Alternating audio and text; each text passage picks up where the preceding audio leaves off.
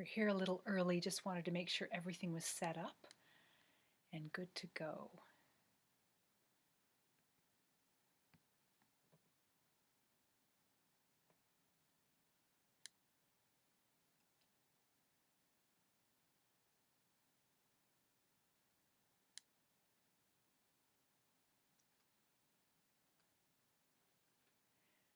To test the volume. I think everything is good there. Awesome. Okay, we're just going to give ourselves about 5 minutes.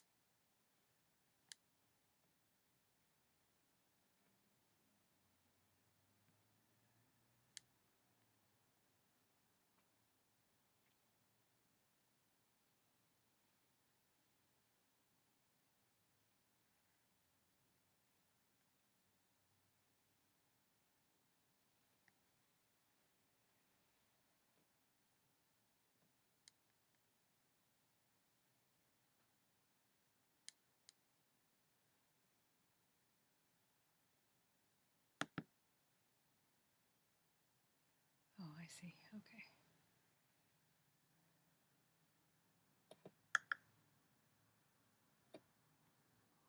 Whoops.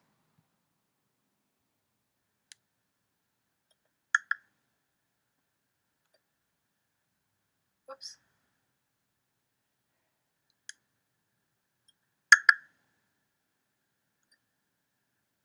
Whoops.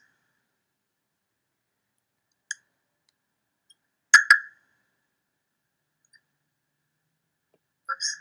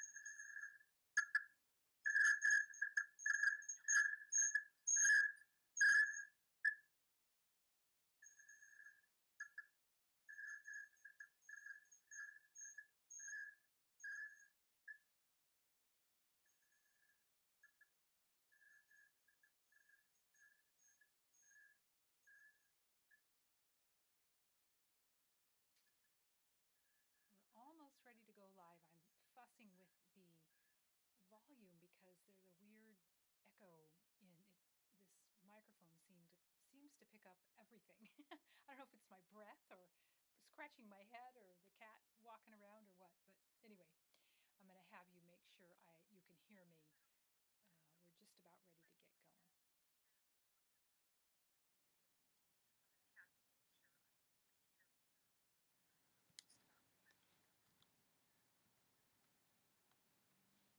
Yeah. Okay. Okay. So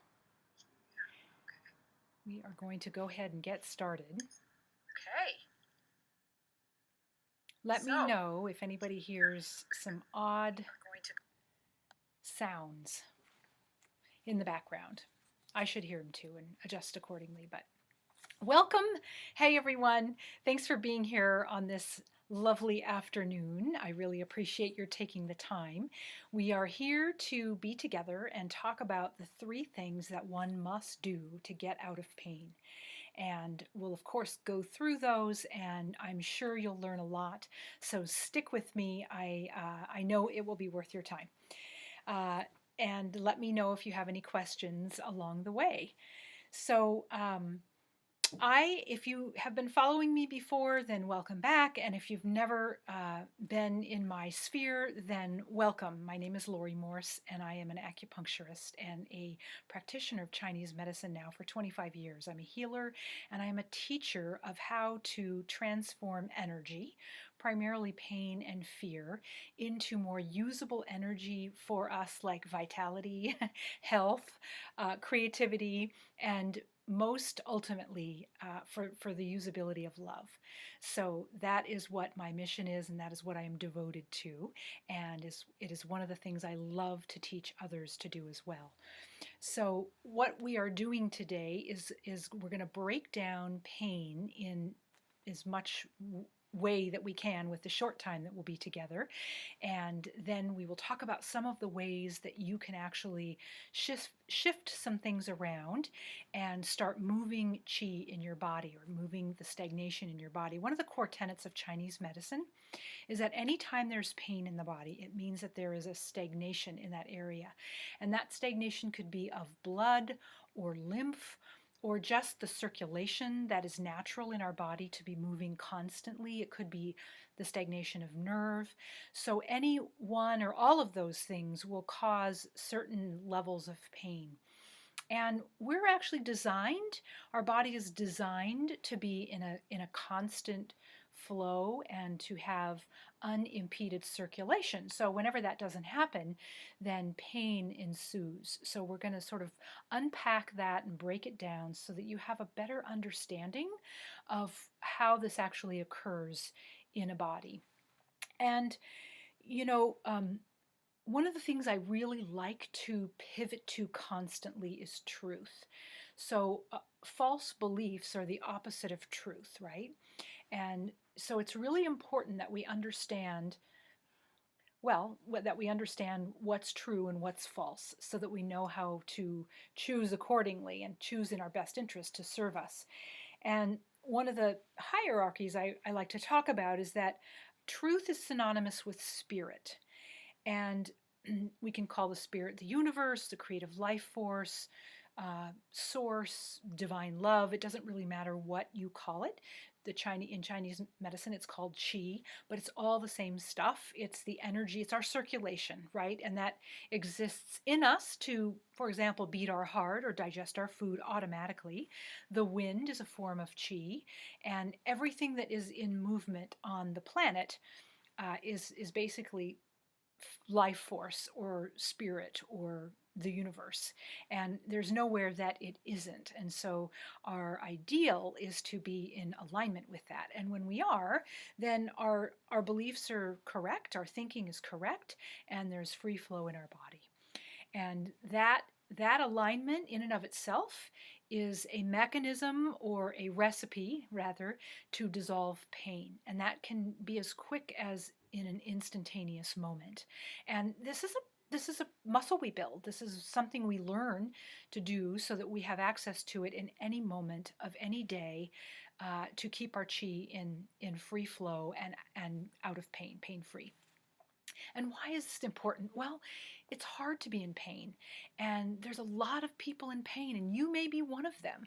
And so, whether that pain is emotional or physical or both, it's important that you know how to move the stagnation that is expressing as that pain so that you have access to your life force being used in a different way than being stuck or blocked. I like to kind of use the analogy of a kinked hose. So, if you're out watering your lawn and the hose gets kinked, I think almost all of us have had that experience, then it stops the flow of water and it doesn't come out the spout thing that we're using to water our plants. So what we're going to learn and talk about is some of the ways to unkink your hose so that there can be free flow and there's no blockage, I guess is the best way to say it. The other thing I really love is that we have an inner healer inside of us. And while there are a lot of options outside of us, pain reducers and anti-inflammatories and all kinds of things like that, they're helpful for a short time, but they're really just band-aids until we access and tap into the infinite intelligence inside of every cell of every human being, including you. And that is something I have gotten really good at tapping into, and it's what I've gotten really good at teaching others to tap into, so they have a direct line basically to the ultimate healer inside of them, which is connected to the universal intelligence that actually doesn't know pain or doesn't know kinked hoses. It's just a constant free flow. That's what it is. So, and I've mentioned Dr. Christiane Northrup before, and I think it was part of this invitation to the live stream, and that is that the inner healer in each of us is powered by the ultimate healer, which is divine love. Working with this force is the key to healing. Pain in all its many forms, physical or emotional, is actually a path to the divine love. I like to call it a portal. Our pain is, I have found this to be true for myself and others, it's a portal to access divine love, which is actually what we all want more than anything. And if pain is what gets our attention, then that's, that can be one of the ways that we take the path toward divine love for that connection. Only a direct connection with divine love will heal us permanently. And that is words spoken by Dr. Christiane Northrup. So let's dive in. We have 4 parts that we're going to break down. So we're going to break down the mental ways we block or kink our hoses, the emotional ways, the physical ways, and the spiritual ways. So oftentimes the mental, emotional are really close. They're very, very, they have a very, they tango basically. They're in a close dance constantly with one another. But there's a cascade of effect that happens from there, in physics, there's a thing that is talked about where energy lands last in the physical. Energy lands last in the physical because it's the most densest form of energy. So usually energy starts shifting at realms that are less dense, and that would be in places like our spiritual realm or our mental emotional realm, and then it kind of spirals down into the physical. And if it spirals down into the physical in the way of pain or a health disorder, some sort of a disease, then it's because we missed some of the cues to shift some of either our beliefs or some of the ways we're thinking or some overwhelming emotions that we loop with, which we all do. I think it's fair to admit, or maybe we're just disconnected from spirit. So I know that every human being is looking for ease. And the opposite of pain, so pain is a form of tension, and the opposite of that is ease, right? So this sort of this sense of ease. I don't really have another word for it. Peace is another word, but when we really counter cross with tension, it's ease. And so tension is a form of stagnation, right? So stagnation is a sort of a balled up form of energy, and ease is when that is no longer stuck or stagnant, and it's in motion. So, and dis-ease, which we've heard before, is the opposite of ease, right? And that's actually how we form our disease patterns, is by a constant state of tension or dis-ease, the opposite of ease. And so it's really important to understand the four-prong feed to pain, so that you have the entire recipe for yourself in order to walk yourself out of pain. So, and I also find it exquisitely important to have people understand that pain is a message. It's actually an intelligent message from the wisdom of your body, trying to have you know that something needs to shift, that we've gotten off track a little bit. We're not on the straight path of flow anymore, and so something needs to either be gotten rid of, or something else needs to be included, something that would allow for there to be an optimal expression of our flow of chi. And so pain is a message to have us look at that, and to take as like a cautionary message. Now, most people, when they get a pain, what do we do when we get a pain? We get even more tense, and it's natural to guard around pain. So I'm not talking about that part. I'm talking about the part where we're like, oh no, what? And trust me, I see people all day long who say this, so I don't think I'm being too dramatic. And I've had this experience myself, and I've sort of stopped doing this to myself, because I don't think it's very kind or self-compassionate. But we go, oh no, what is this pain? Could I have a tumor? Is this the beginning of cancer for me? Is this the beginning of the end? And we just go down a rabbit hole. We start looking up online, and the myriad of ways that this pain could mean that we're in like wild and crazy trouble, and it doesn't actually, more often than not, it doesn't mean that. Now, of course, we don't want to be irresponsible and not follow up on something that might, really be a message of importance. But more often than not, and leading edge doctors understand this, and I'm not talking about mainstream, I'm not talking about the average doctor that you and I would go to for like our general needs, but leading edge doctors who understand how a human body actually functions in terms of an optimal function, understand that we can actually unravel our problems way better than a medication or a surgery even. And that's not to discount the surgeries that are absolutely required. I mean, I have patients who have had hip surgeries from overuse, and they're in great shape now. So I'm not talking about the things that we actually need. I'm talking about the things that we think we need, but we actually don't. So so it's just important to know that chronic pain or a disease doesn't come out of nowhere. It usually is something that has been building up over time, and it's basically something that is looking for our attention, as I've mentioned earlier, and it's very often the accumulation of the pain or the disease is very often because of things that we've neglected that actually cause our health, or give us the capacity to ongoingly create our health. So we want to be engaged with those things that cause our health. We want to be engaged, consciously engaged with those things that actually create our health breath by breath. And those are some of the things we're going to be talking about today. So definitely stick with. One of the things that's really important to take note of is that we live in a culture in a Western world, and this is pervasive in the world in general, but it's really quite pervasive in a Western world, our Western world, and that is the cultural story that pain is normal. It's normal to deteriorate and as we age, and to have disease. And I want to tell you that while it is common that that's happening, and we see it really all around us, it isn't normal. It isn't natural. Our natural state is health and well-being and vitality and wholeness, and we have access to that at any age. And so it's really important to let that sink in and to remind yourself of that, even if you're not quite sure how to access it for yourself yet. I promise you, if you stick with this conversation, even if it has to be more than one conversation, you will learn. I will teach you. If you stick with this conversation with me, I will teach you until you get it, that it is natural for you to be in a state of health, in a state of well-being, and pain-free.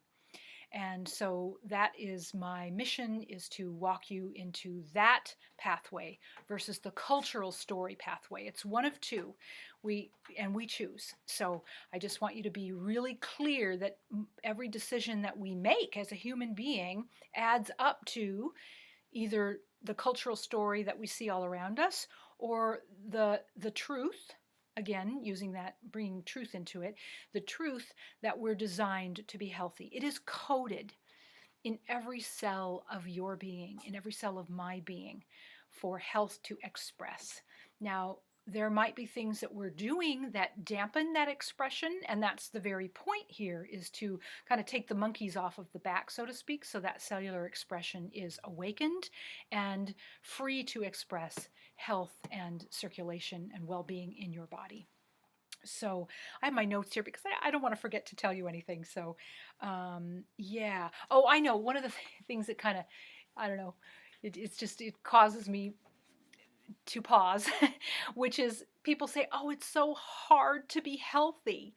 And I kind of get it and I kind of don't, because to me, it's actually way harder to be unhealthy. It costs a lot more time.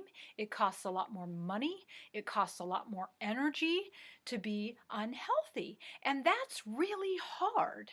So to me, I think the hard part of taking on healthier habits is just that they're new and we have to change old habits in order to bring new habits on. And yeah, sometimes letting go of old habits and taking on new habits doesn't feel all that easy, but it's still easier than being in pain and dealing with a disease that is continuing to move in the wrong direction and costing a lot of resources that are precious to you. So, you know, I heard this said a number of years back: pick your hard and then make it fun. So, or actually not the fun part, just pick your hard. So in my view, I pick my hard, which to me it's a clear choice, that is being healthy, and then I make it fun. And the reason why I make it fun is because it will be I'm more inspired to take myself down that path when there's some fun involved. And the return on investment, there's a term in business called ROI, return on investment, which, the business people are always looking at. If I spend this amount of money, what will be my return on that investment? And you might be, as an investor, looking at that too all the time if you invest any amount of money. But we're talking about your energy, well, all your resources, actually, your time, your energy, and your money. So the return on investment for choosing healthier habits is so huge. And there is no return on investment when you choose not to engage and cause your health. So the return on investment when you do are things like vitality and really great night's sleep and the access to your creativity and clear head and better relationships and actually even the capacity to be in your right work or to access abundance for yourself. It's really hard to do all of that stuff when you're in pain or engaging in a disease process that is taking a lot of your focus. So the other thing, this is like a rant that I'm just going to, full disclosure, tell you that I'm going to go on just for a minute, and then I promise we'll move on to those 4 pieces. So the rant is that people say, well, I can't afford to eat organic, or I can't afford to, say, have acupuncture, which, by the way, acupuncture is an exquisite message of intelligence to the body. Or they'll say, I can't afford to learn how to, maybe go buy a program for de-stressing themselves or overcoming something that they are having a hard time doing on their own. I don't get it, because it is so costly. The statistics are so clear. Just to have one chronic issue is, I think it costs people about, the average is $4,000 a year, and that's just for one. So, there's some people, hopefully you're not one of them, but there are some people who have several things that they're dealing with, and that adds up, and people don't even realize it. They hardly even notice because they're just so sort of in a spin of trying to get rid of it, get rid of it, get rid of it. And I'm just going to ask you to take a pause and take a breath and take a clear look at what you're actually spending in terms of your resources to be out of alignment, to be out of the center of health for yourself. So anyway, let's see, where am I here? That was my little bit of a rant there. Did I get it all? Yeah, I want you to consider how important it is to gift yourself experiences of learning how to untangle your stress. You'll find out why that's vital in a moment. It's not like you haven't heard it, but we'll maybe talk about it from another angle, and why it's important to manage your mindsets, and why it's important to actually feed your body nutritional support and material so that it can rebuild itself, and why it's important to connect with your divinity. And if you don't know how to do that, then find a teacher or find the people that are doing it and learn from them, because that will save you more time and more money and more energy than you can possibly imagine. And trust me, I know, because I've done it both ways. And it's definitely better to find the teachers. So, like I've mentioned, this is the building of a muscle, and it's a practice, that is worthy of the rest of your life. So, it just really does blow my mind, because when you crunch those numbers, it's so clear that choosing to say buy organic or to educate yourself is far less expensive than it is to be in pain and continue to spin and think it's going to go away, and it doesn't, and a year and a half or 2 years go by and you're still sort of struggling with the problem. So, okay. All right. That's my rant. Thank you for letting me rant. So what I wanted to break down for you is the 4 elements that we've already mentioned. So I want to first talk about the ways each of those 4 things kink our hoses, and then we'll talk about what each of those the 4 things, and I'm talking about the mental, emotional, physical, and spiritual things, those 4 things, and then we'll talk about what you can do under each of those aspects to actually help to open your circulation and dissolve pain and literally dissipate fear, if that's another way that you want to work with it, which I recommend that you do. It's interesting because fear, it's said, and this is ancient wisdom, and it's also in modern times, but there are only 2 forms of energy. One is fear and one is love. And let's set the love one aside for just a minute and talk about the fear. The fear, let's just consider that fear is an umbrella under which all the myriad of issues fall under. So pain definitely is an expression of an aspect of fear. And there's worry, and there's doubt, and there's resistance, and there's feeling not good enough, and there's depression, and there's sadness. And I'm not talking about those human emotions that move through us naturally. When someone dies, we feel grief. If something happens, we might feel sad, but most of us lock that energy into our systems rather than letting it flow out. And that's what we were never taught. I mean, talk about a rant. Who cares what happened in 1746? I want to know how to move my energy. And that's why I decided to become a master at energy management and energy mastery, really. And it's why I teach it to others, because if we don't have the capacity to do that, then we're stuck. And who cares what happened in 1746? Okay, thanks. That was my second rant. Okay, so the first one is the mental aspect. So the way we kink our hoses, or the way we block our circulation or our smooth flow of life force in our body, causing pain in any number of areas, is through partly through false beliefs. So if we are not aligned with what is true in life, and we're operating on false assumptions, that is a faulty programming inside of our mental capacities that have us choosing things because of that mental feed that is that isn't serving us. So we have to be really clear about what's happening in the landscape of our mind. And it's okay if you're not sure. I mean, we all know that most of what we have access to is, or what we have access to is only about 10%. And most of what drives us is the subconscious, or what we don't know about.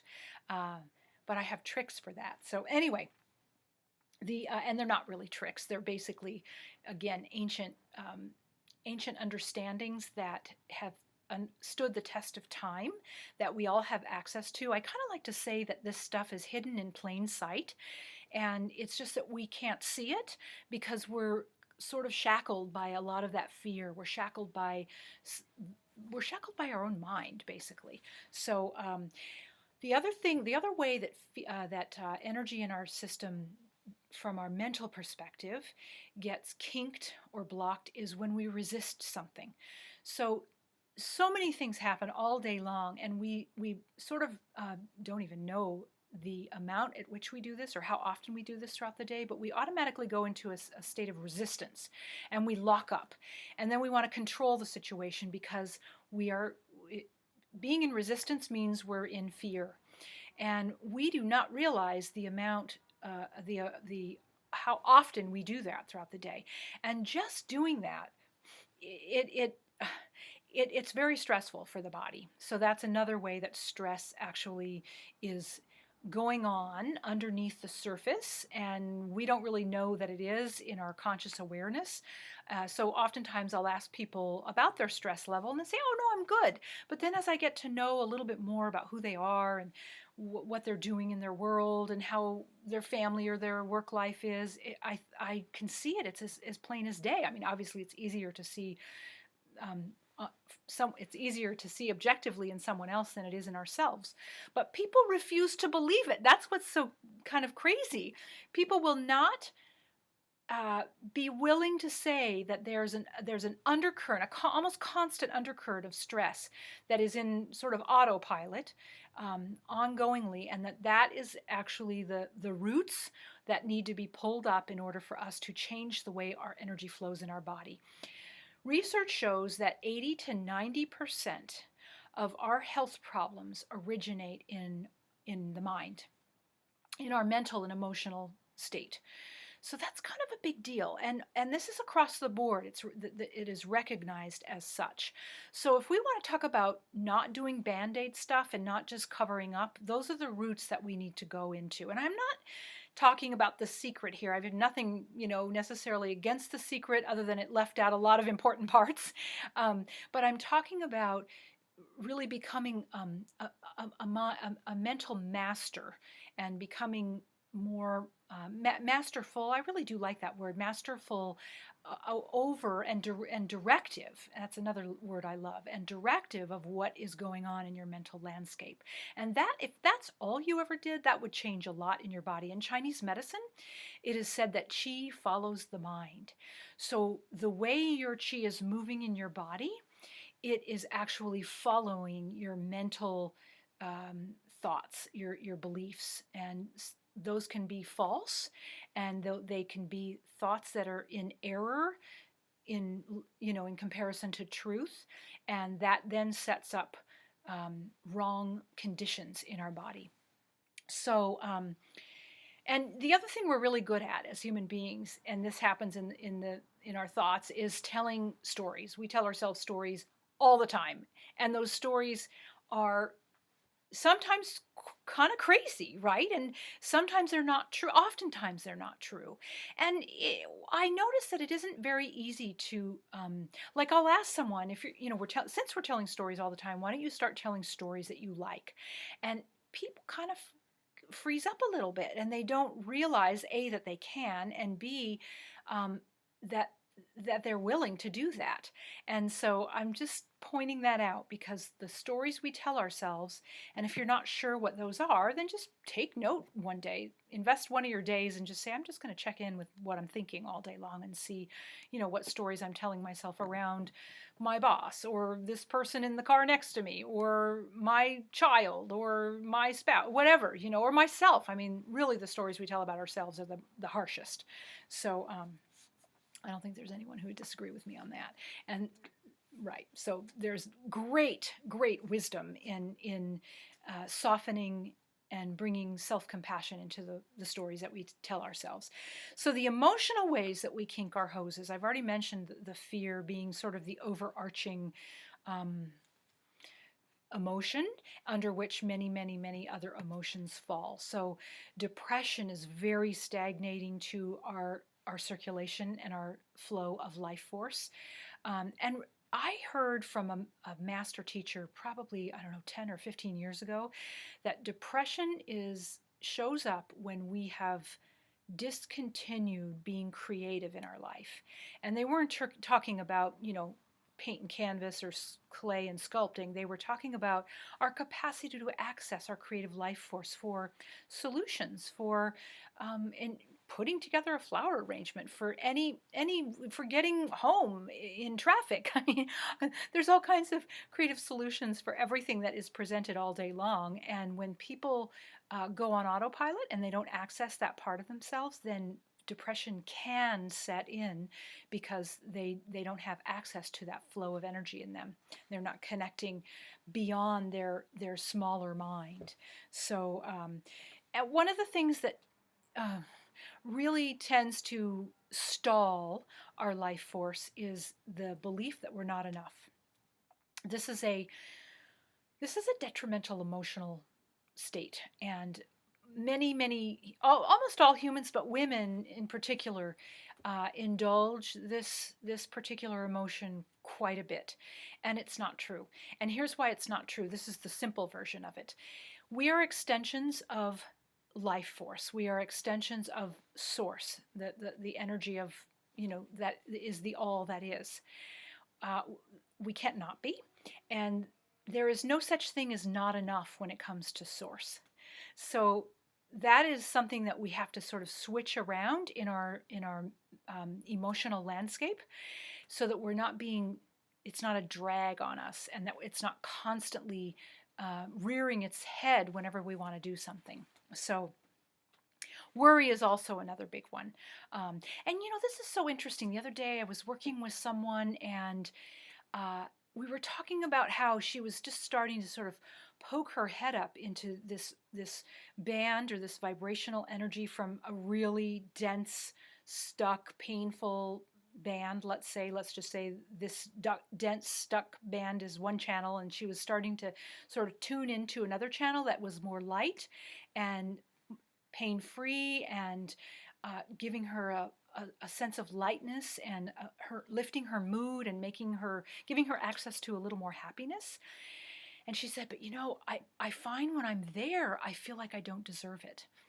So there's that, those are emotional untruths that if a human being is not willing to bring those untruths to the feet of truth, then it will be very difficult to unravel pain, because it is those exact energetics that shackle us and have us tied up in like a bramble. And they can all be teased out, and they can all be teased out with grace, and they can all be transformed into an energy that is much more serving, and they can be offered to the river of flow, so to speak, that is in your body constantly. So let's talk about the physical ways, and some of these you'll know, of course. The physical ways that we kink our hoses, so to speak, is one, by poor nutrition. We can't, especially if we're over 40, we can get away with a fair amount before 40, because the body just keeps, adding reserves to counterbalance our odd choices. Odd, I say odd, I mean, we know they're good, but they're odd really when we think about it in terms of what a human being needs. A human being doesn't need to sit down and eat a whole pizza, or sit down and eat a whole bag of chips, or cookies, or something like that. It's not necessary for life to continue in that particular body. Anyway, so the body needs material substance in order to draw from and to heal tissue, or to not be what happens when the hoses get kinked, so to speak, is that there's toxic byproduct, and the toxic byproduct is basically inflammation, and it's cellular waste as a result of the body moving even though there's a pain in the neck, or the low back is, strained, or the knee is inflamed, or any number of, I mean, there's so many ways the gut can be really off. There's usually inflammation involved, and so we still have to go on about our day, and there's always toxic waste going on about our day, but when there's pain, there's extra toxic waste, and so that turns into a cesspool of toxic waste. And when there's not a free flow around that area, it just keeps building up and building up, and it's kind of a catch-22. So the importance of good nutrition is that it allows for the body to use the lymph system to flush that toxic waste out efficiently, and then the nutrients of the healthy food to actually go in and repair the tissue. There's so much to be said about nutrition, and everybody knows that we're supposed to eat right. And I love Michael Pollan's basic tenet, which is eat real food, mostly plants, and not too much. And that's a very, very good broad brushstroke on how to eat. It's very hard because we like what we like. I mean, there's a lot of food that tastes pretty darn good. And what I would say to you is, if you could increase your greens in micronutrition ways, and I'm talking about large amounts of concentrated greens. It's hard to eat piles and piles of kale and broccoli and chard and spinach, but if you get your greens in a concentrated form, then you can it's actually more cellularly available, and as you take it in, it can move right into the cells without having to be broken down through your digestive system, which may be functioning not at optimal amounts because it's a sweatshop and we've been asking a lot of it for years. So there's something to be said for concentrated greens. Let's see here. Oh, the other thing I wanted to say, well, let's talk about the spiritual part. So one of the core ways that we kink our hoses is by going into our mind, and our lower mind I'm talking about. Oftentimes it's referred to as our ego. And we go in there and we just sort of collapse, and we are no longer connected to our source of life, which is the universe or spirit. And we're going to talk about breath here in a minute, because one of the best ways to reconnect with that flow and that source of life is to take deep breaths. Because, I mean, just the nature of taking a breath, inspiration is taking in spirit, right? It's taking in the cosmic life force that's all around us. And almost everyone I ask, this is 99.9% of the time I'll ask people, so if you had to say, would you say you breathe shallow, or do you breathe deeply? Oh no, I'm a terrible breather. I breathe really, really shallow. And so it's just a common thing, and it's just a habit that we've gotten into. And so well, I'm not going to say that. I was going to say, if you do nothing else, learn how to breathe. But it's a recipe. When we're in pain, it's sort of a multi-ingredient recipe, and one of them must be breath. So that part's easy because we're doing it anyway. We might as well do it right, and it's free. So that's the good news on breath. I've already mentioned one of the ways we disconnect and kink our hoses in our body from a spiritual perspective is by entertaining beliefs that are not true. That is a direct, it's like doing an about face. If spirit is standing, right in front of me, and I choose to believe a non-truth, it's like I take an about face, and now I have spirit to my back, and I'm no longer aware that I have a partner in life, which is, the divine. And so it's just really, really important to ensure that you keep yourself connected. And I teach many ways on how to do that. And we're going to talk about a couple of those right now. So I wanted to address stress because the mental, the emotional, physical, and spirit, each one of those have ways in which, when we're disconnected from whether either the mental or the emotional or the physical or the spiritual, it causes its own version of stress. So I just wanted that to be part of what kinks our hoses too. So okay, so let's talk about what we can do mentally. So, and there's so many things that I would want to teach you, but we don't have enough time to go into everything. But One of the things that is across the board for all four of the aspects is the deep breathing. I've already mentioned it. And it's very, very simple. If you go into your body, drop into your body instead of just being only in your mind. If you're not sure, if you are, you can do a Kegel, which is a squeeze and release. You can put your hand on your heart. You can wiggle your toes, but try to do something that gives you an awareness that you're actually in your body. You can pat your thigh, you stomp your feet, whatever will give you an awareness like that you're in your body. And then simply breathe in through your nose and out through your mouth as deeply as you can. You may need to practice getting the breath all the way into your belly, and then just try doing that all throughout your day. It's vital. It's vital, vital, vital. So that is one of the ways that you can affect all four of those aspects. And beyond the breath, in the mental aspect, I think I'm going to sneeze here. One of the ways that you can one of the ways that you can affect a healthier mental landscape is by using your willpower not to strong arm yourself, but to bring your mental focus in alignment with truth. So that is really the right use of our will as a human being. The thing that differentiates us as mammals from other animals is that we have conscious awareness and that we have use of our will. And so when we use our will correctly, we're actually using our thoughts and our mental capacities to align ourselves with truth. And that is sometimes tenacious work especially when we're first trying to shift a false belief around, say. We're constantly bringing ourselves back to truth. So for example, let's just use the analogy of pain. So if you have pain in your body, that the non-truth is that free flow isn't, you don't have access to it, but that's not true.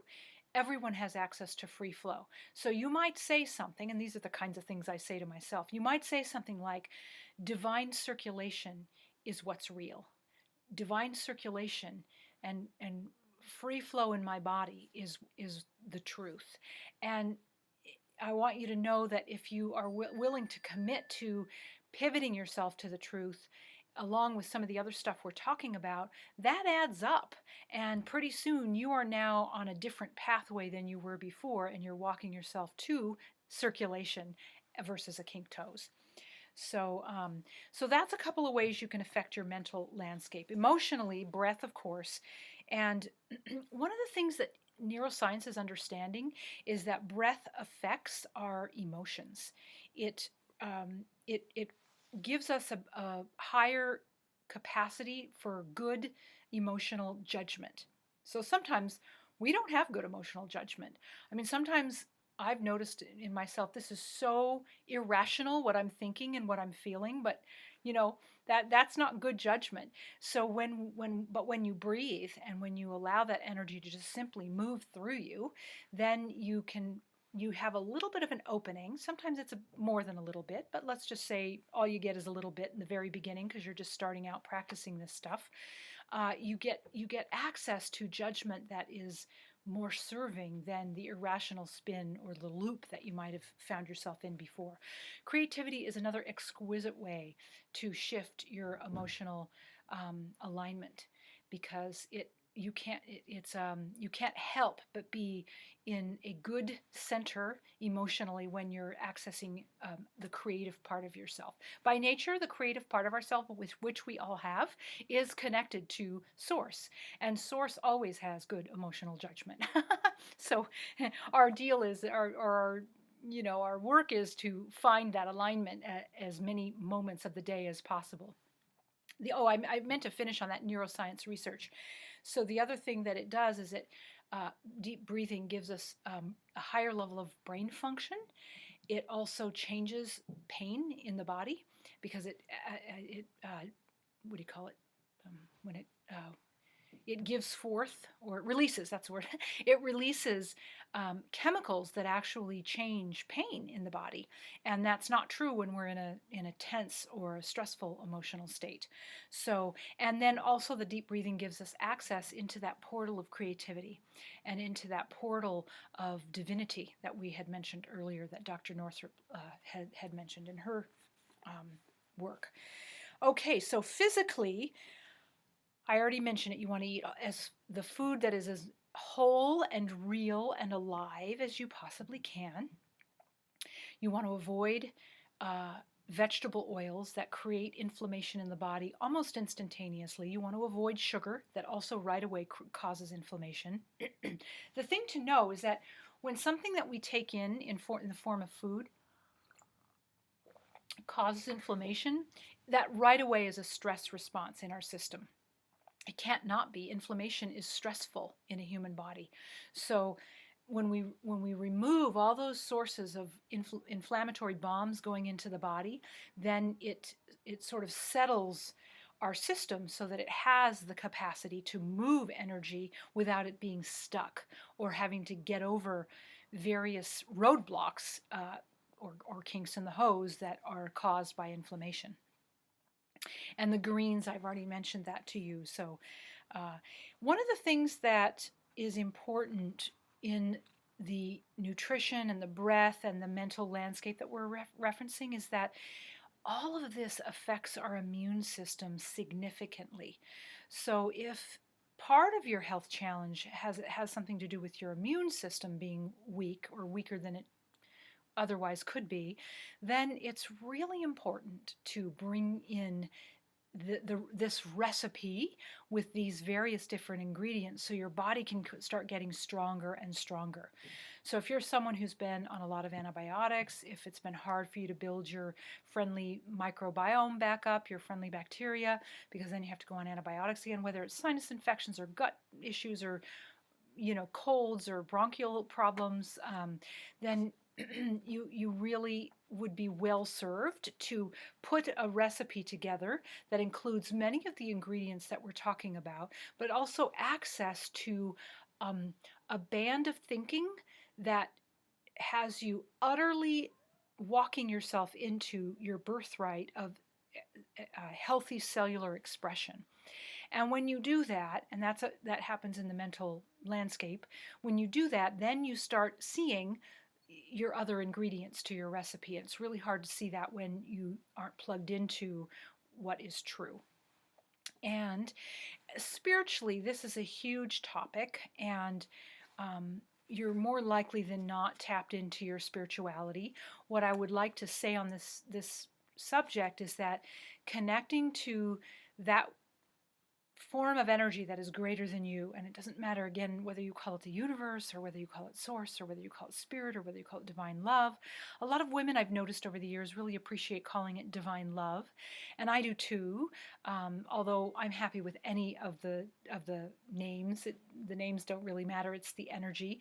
You want to take time regularly to cultivate that relationship, like it's the most important relationship that you have, because it actually is. And it is the connection that will give you access to the intelligence inside of your body that is what will heal you and bring you out of pain.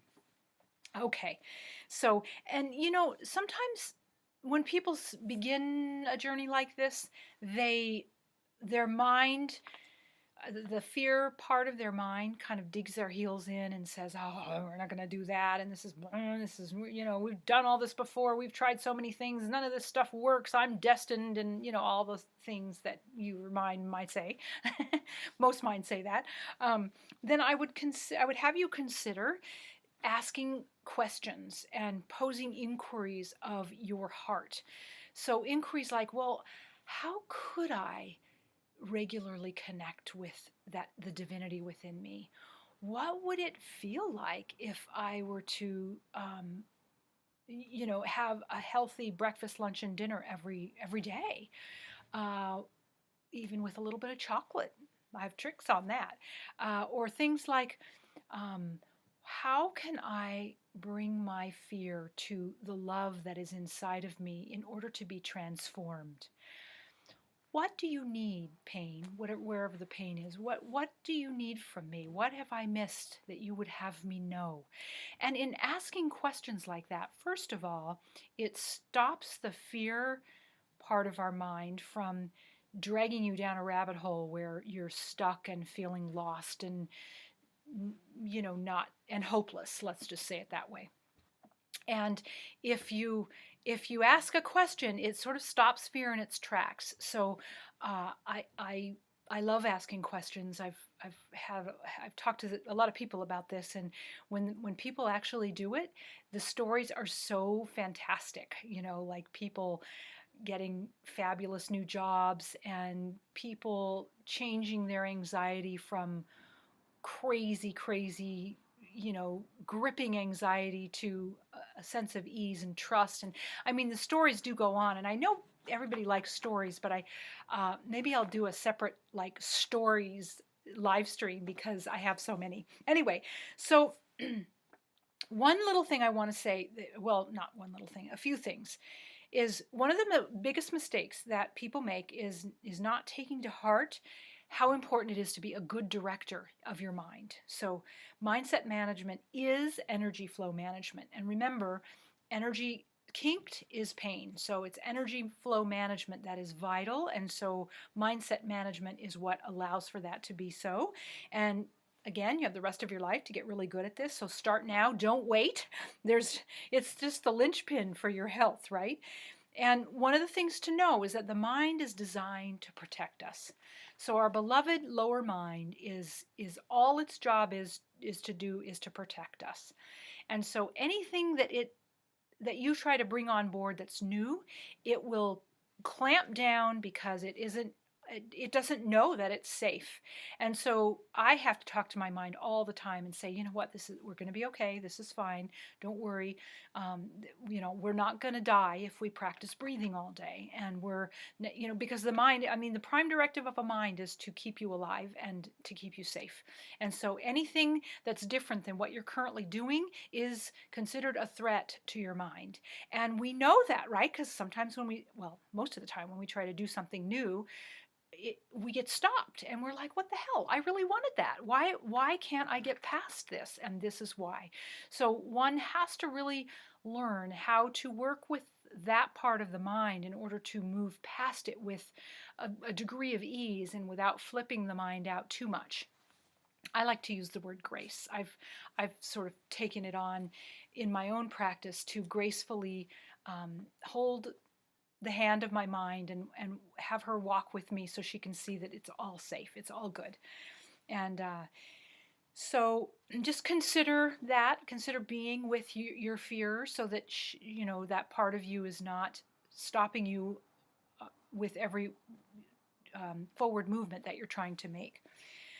At least play both ends to the middle. I love that term. If your mind's not willing, but you have this new thing you want to do, at least give both. I like to use the term equal airtime. If your mind's going to go crazy, then at least give the other side of the coin equal airtime, which is usually the opposite of what your mind is flipping out about. So, and there are ways to actually, sort of work that.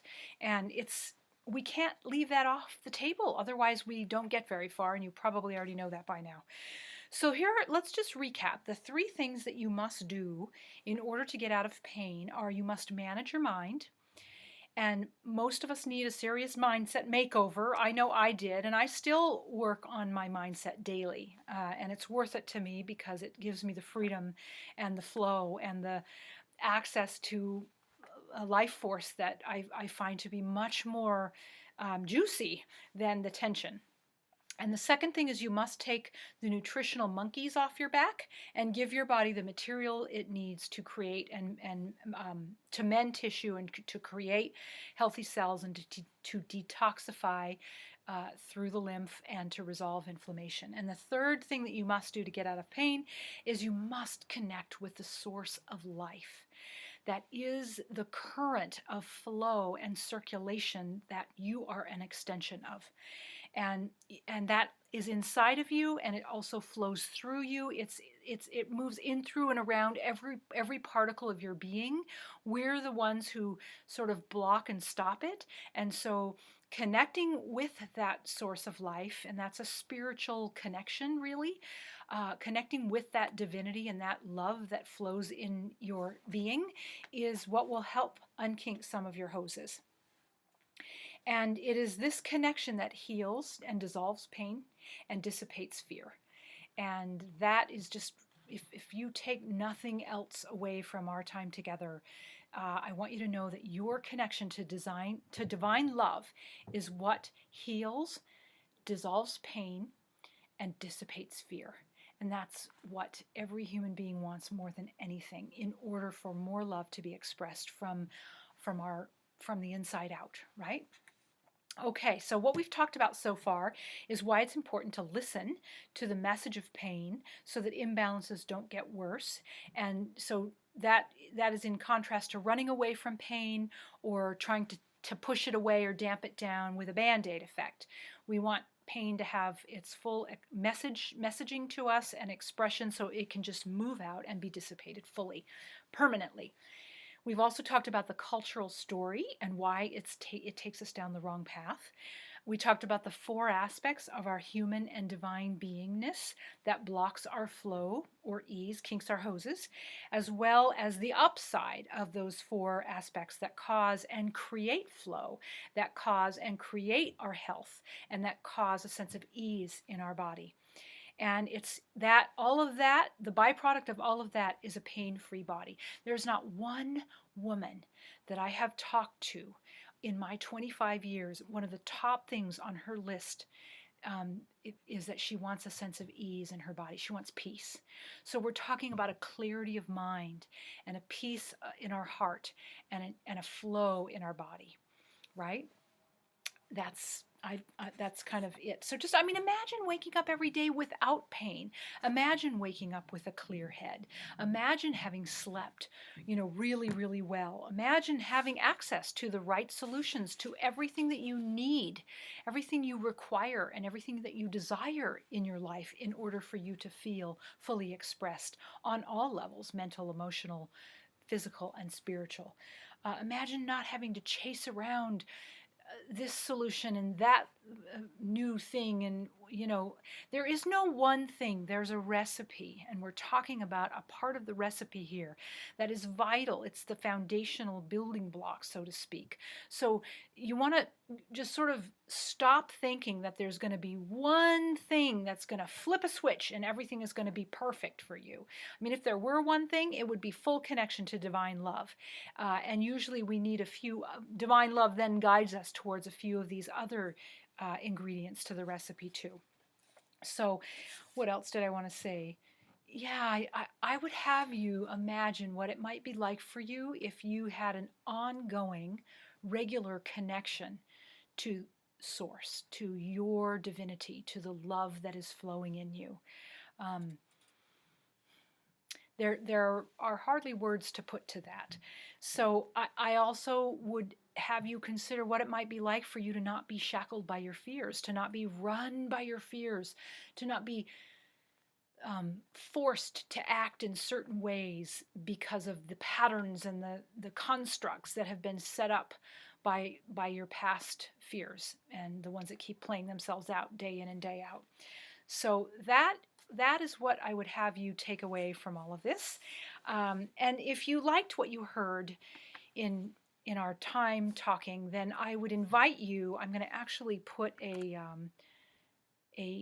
link in the chat box here, and I would invite you to go take a look at a page that would invite you to carry this information further, that would invite you to consider doing a program that would walk you through the things that we're talking about here. And also be sure and like the page, The Art of Returning to Love, because that's a place where you can get support as you start committing to lifting yourself out of pain and into flow, or lifting yourself out of fear, out of the shackles of fear, and into your divinity. That is what every human being is here for. The prime directive of the universe is a return to love, and I ask you to stop putting that off. There's just no point in putting that off. One of the things that I've noticed is that people think they can do this on their own. And I would have you know that if you could, if your mind could do what we're talking about, if your lower mind could do what we're talking about here on its own, it would have done it already. It would have already gotten you out of pain, but it doesn't know how. So you need new perspectives, you need new understandings, you need truths to be brought to your attention. You need a mindset makeover for that landscape. You need to be shown how to transmute looping emotions into serving energy that becomes vitality in your system and becomes efficient circulation in your system. And all of that, and then of course you need your spiritual connection, and all of that actually then gives you the capacity to make different choices at the physical level. It gives you the capacity to say, I want to eat those greens. I don't want to eat that bag of cookies. Those kinds of things. And if you don't change the way you've been doing things, then you'll keep getting hooked, so to speak. That's kind of like a fish hook thing. Like that. You'll keep getting hooked by the same things that you always get hooked by, but you don't have to. And trust me, there are plenty of things that I was hooked by for years that I have dissolved and I have dissipated and I have returned to love, and the freedom and the liberation that provides is beyond words, really. It's worth everything. And that's why it's less hard to me to do this work than it is to continue down the wrong path. So that is our class on the 3 things that you must do in order to get rid of pain. So let me know if you have any questions. Otherwise, we are complete, and it is with great love and wholeness that I sign off, and I will see you again soon.